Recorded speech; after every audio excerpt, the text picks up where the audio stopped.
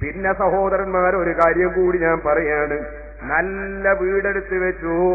പെട്ടെന്ന് തന്നെ കൊണ്ടുവന്നൊരു ചങ്ങാതിയെ മൂപ്പര് വന്നിട്ട് പറഞ്ഞു, ഈ റൂം അങ്ങ് പറിച്ചു കളയണം, മറ്റേ റൂം അപ്പുറത്താക്കണം, ഇപ്പുറത്താക്കണം.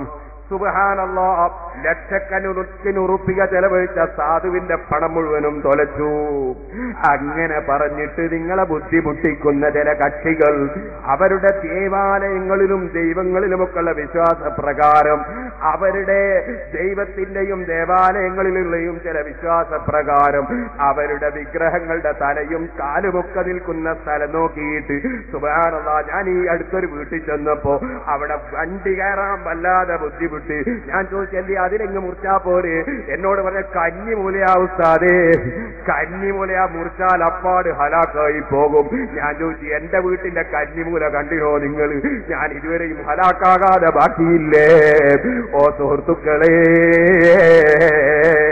പറയട്ടെ, വീടുണ്ടാക്കുമ്പോൾ നിങ്ങൾ ഏതെങ്കിലും സംഘന്മാരെ വിളിച്ചോ, ആലിമീങ്ങളെ വിളിച്ചോ, അവരെ കൊണ്ട് പ്രാർത്ഥിപ്പിച്ചോ, എന്നിട്ട് അവരൊരു ബറക്കത്ത് വേണ്ടി ഒരു സ്ഥലം കാണിച്ചു തന്നാൽ അത് നിങ്ങൾ നിർണയിച്ചു. അതൊന്നും തെറ്റാണെന്ന് ഞാൻ പറയുന്നില്ല, അത് തെറ്റല്ല.